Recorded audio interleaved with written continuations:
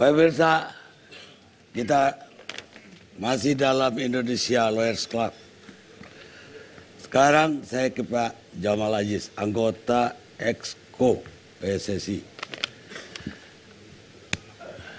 Ini katanya kalaupun dapat sanksi FIFA belum berarti kiamat. Gimana menurut Pak Jamal? Ya, Bismillahirrahmanirrahim. Assalamualaikum warahmatullahi wabarakatuh. Kalau belum kiamat ya keliru, Pak. Hah? Kalau belum kiamat ya keliru. Keliru? Ya justru kiamat. Kenapa? Loh, bagaimana? Founding father kita waktu negeri ini berdiri menyatakan bahwa hukum yang ada di Republik ini negara hukum Pancasila. Hukumnya stelse aktif, berarti membuka hubungan dengan internasional. Ya, maka pada tahun 52 kita diterima sebagai anggota FIFA. Waktu kita diterima kita tanya, kenapa ini kok begini ketat peraturannya? FIFA mengatakan ini universal. Setiap negara yang menjadi anggota harus tunduk dan taat dengan statuta kami. Maka untuk menjaga setiap penguasa, istilahnya yang sekarang ini, setiap pemilu pengganti penguasa, ganti pengurus PSSI-nya. Itu yang tidak diingini oleh FIFA. Maka PSSI ini harus tunduk dengan statuta FIFA. Keberadaannya memang di dalam lingkungan NKRI. Setuju. Tapi nanti hubungan internasionalnya kita akan dikucilkan. Berarti kiamat. Nanti SEA Games. Kalau memang 29 Mei tidak ada jalan keluar, kita tidak boleh main. Kemungkinan setelah 29 Mei, setelah Kongres FIFA akan turun nanti Presiden IOC kemari untuk meninjau kembali, pantaskah Indonesia untuk menjadi tuan rumah Asian Games? Apa tidak malu ini kalau sampai ini terjadi? Tapi Pak Karni, semua ini kalau perdebatan tentang hukum dan lain sebagainya terlalu repot. Saya kebetulan secara politik, bekas orang politik. Ada dua catatan saya yang menarik dari sikap Pak Menpora yang terakhir dijatuhkan ini Pak. Yang pertama satu, waktu bulan Maret tanggal 27 Maret, itu akan ada perhelatan pemilihan caleg. Semua caleg boleh memanfaatkan elemen apapun untuk memenangkan dirinya. Pak Imam Nahrawi sempat menggunakan elemen Persibaya 27 untuk mendukung beliau. Di sini ada dari websitenya PKB. Alhamdulillah beliau jadi. Setelah jadi, bukan cuma jadi anggota DPR, rupanya garis tangannya jadi menteri. Jadi menteri. Itu tanggal 27 Oktober 2014. Tanggal 31 Oktober beliau membuat janji. Kepada Persibaya 1927. Dia katakan nanti insya Allah Anda akan kembali ke liga tertinggi, ISL. Ini yang mungkin menjadi beban moralnya beliau. Memaksakan yang tadi Bapak tanyakan kepada Pak Joko, kenapa yang dua ini? Yang dua ini yang satu jelas Persibaya bukan anggota PSSI 1927. Arema itu wilayahnya yayasan. Muaranya harusnya ada pada pengadilan. Tidak pada keputusan BOPI. Maka tidak boleh masuk wilayah itu. Dan kalau itu dikatakan melanggar, sudah ada kesepakatan tadi dikatakan oleh Pak Nyala, ada di RDPU di Komisi 10. Terus tanggal 27 April mengundang lagi. Ternyata yang dua boleh main. Lalu salah yang dikatakan salah yang mana? Kalau dua ini dianggap yang kita dianggap mengabaikan suratnya Kemenpora, tapi pada 27 April Menpora memanggil semua klub ISL. Udahlah yang penting kamu main, yang dua boleh main juga. Lalu salahnya di mana? Itu Menpora. Oh ya, saya memang tidak hadir. Saya tidak hadir, tapi semua klub menyatakan, ini boleh saksi, bahwa yang dua yang dikategorikan tidak boleh main, dibolehkan untuk main. Nggak ada dosanya dong. Nggak ada dosanya berarti. Kan begitu Pak. Ya, sekarang saya katakan, kalau tadi dikatakan, jangan bilang kita melarang tidak boleh kompetisi. Yang mengatakan tidak boleh kompetisi adalah Exco. Kami punya statuta memerintahkan dalam situasi yang tidak mungkin kami bisa membendung, maka itu kita anggap itu force majeure. Bagaimana ini pertandingan tidak boleh dilarang seluruh Indonesia? Apa itu tidak force majeure? Kalau kemarin saya sama Pak Gatot sempat ribut di satu TV, Pak Jamal, force majeure itu gempa atau dan lain sebagainya atau perang, ya toh? Saya bilang sama beliau, Pak, Irak itu perang, Libanon itu perang, Israel itu perang, negaranya main bola.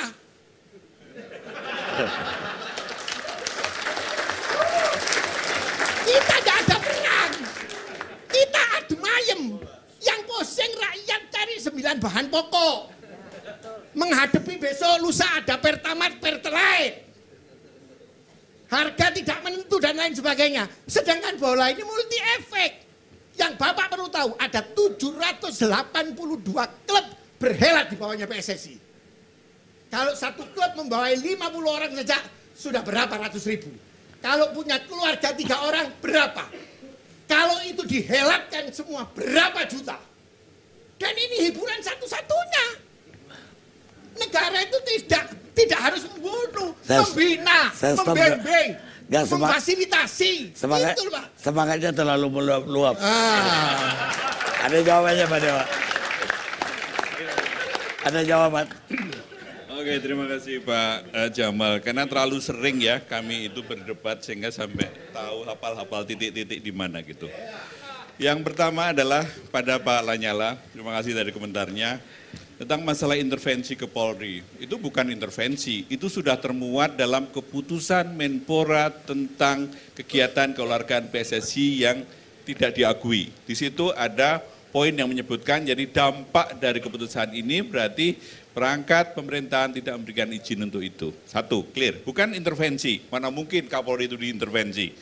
Kemudian yang kedua tentang masalah bahwa SP1, SP2, SP3 bukan di zaman saya. Clear, memang beliau belum terpilih.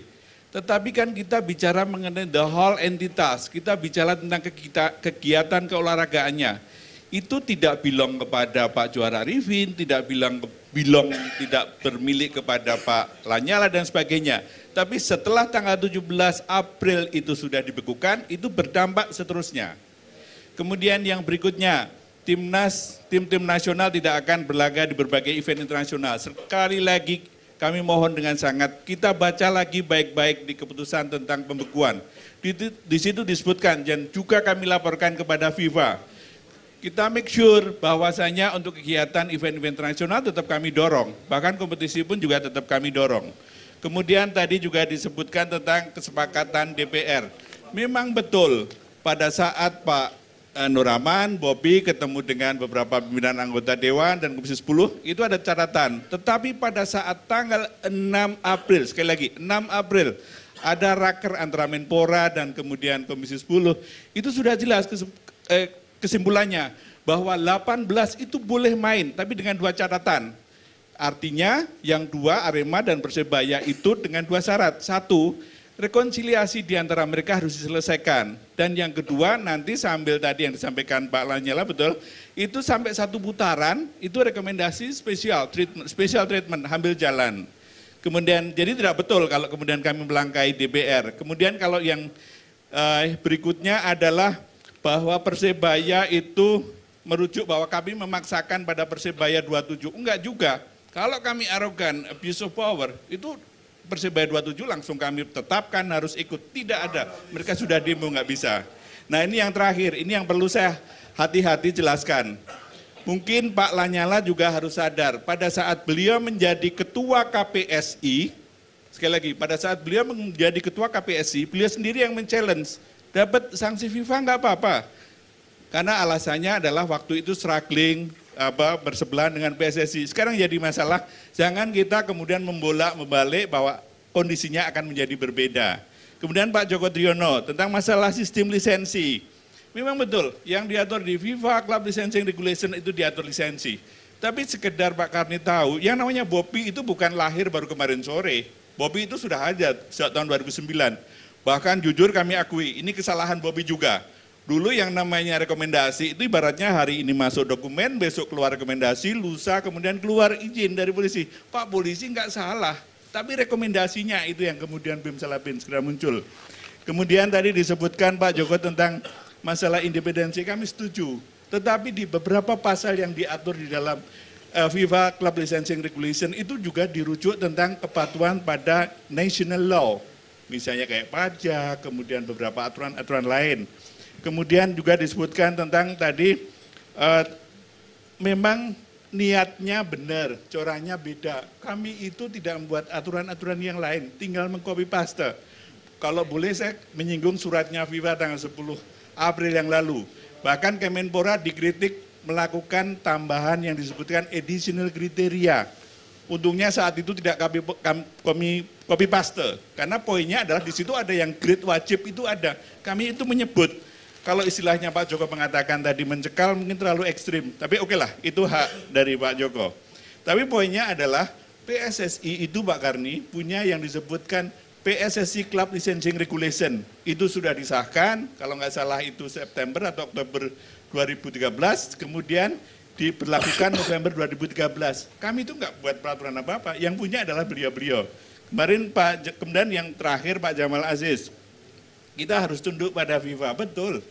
Kami itu sampai hafal kurang lebih pasal 13, 14, 17, yang artinya adalah to manage their affair independently and to make sure that affair are not interfered by any third parties. Kami menghindari ranah-ranah di situ. Kemudian kalau disebutkan bahwasanya tadi mungkin Pak Jamal perlu membaca berita lebih banyak. IOC di sini itu tidak ada hubungannya kalau kita sekali lagi tidak mengharapkan di ban. Kalau sampai di ban itu nggak ada hubungannya, kemudian IOC membatalkan hosting Indonesia menjadi Asian Games. Itu urusannya IOC dan OCA, khususnya OCA itu sendiri, Olympic Council of Asia. Kemudian tadi yang disebutkan tentang masalah pertentangan atau mungkin komitmen yang disampaikan oleh Pak Imam Nahrawi, saya nggak tahu. Saya nggak tahu masalah politik seperti itu yang pernah mungkin entah benar atau tidak dijanjikan oleh Pak Imam. Tapi poinnya daripada itu muncul fitnah, daripada dusta di antara kita, selesaikan saja di pengadilan. Kemudian mengenai masalah Arema, itu harusnya menjadi yurisdiksi pengadilan, silakan. Tapi poinnya adalah kalau memang itu di PSSI sendiri, di FIFA sendiri itu ada aturannya, kenapa kami tidak terapkan gitu. Bahkan sampai hari-hari berikutnya setelah tanggal 6 April kami itu menunggu. Bukan berarti kok kami minta misalnya 27 itu harus rujuk pada Persebaya sekarang, enggak. Tapi harus ada hitam di atas putih seperti kata beliau-beliau di Komisi 10. Harus ada bukti, misalnya taruhlah Persebaya yang sekarang, oke, masalah 27 masalah kami. Kalau ada apa-apa yang digugat kami, itu tidak ada masuk kepada kami. Ya, dan poinnya adalah lagi-lagi kami mengacu kepada aturan FIFA. Kemudian kalau disebutkan pada tanggal 27 April itu berarti sudah diterima belumnya. Sekali lagi saya tekankan, mungkin bukan untuk yang pertama kalinya kepada Pak Jamal Aziz. Pada saat itu klub-klub juga hadir. Yang diucapkan Pak Menteri adalah bahwa dua klub ini sengaja diundang, pertama sebagai aspek pembinaan, dan yang kedua ada indikasi mungkin rekomendasi tidak lama lagi akan diberikan. Jadi tidak clear langsung saat itu diterima. Kemudian yang berikutnya adalah tentang masalah kompetisi di seluruh Indonesia tidak boleh dilakukan. Itu salah lagi. Kami sudah mengeluarkan surat kepada kepolisian, intinya pada divisi utama dan di bawahnya itu silakan untuk jalan. Dan yang terakhir adalah masalah force major. Tadi disebutkan beliau memberikan contoh kayak di Libanon, di Irak, betul. Di sana adalah stabilitas politik itu tidak aman. Tapi kan tidak ada deklarasi dari federasi sepak bola setempat bahwa ini adalah force major. Jadi nggak bisa. Pak Karni, maaf saya interupsi. Kalau mau pakai istilah asing ucapannya yang benar. Itu bukan force major, force mayor. Ya, lebih baik pakai bahasa Indonesia kalau saudara tidak mengerti istilah asing. Saya tahu lebih tahu daripada Bapak. Keren. Ya, mohon ngomong maaf. Indonesia aja. Jangan force mayor kok dibaca force major. Salah itu. Mohon maaf, saya menghormati Bapak, tapi artinya maknanya ke situ gitu. Baik. Saya ke Pak Sarban, Sarban dulu. Beliau sebagai masyarakat sepak bola Indonesia. Ya. Boleh. Assalamualaikum warahmatullahi wabarakatuh. Akhirnya kebagian juga. Gini Bang, jadi saya melihat dan mendengar tadi ungkapan dari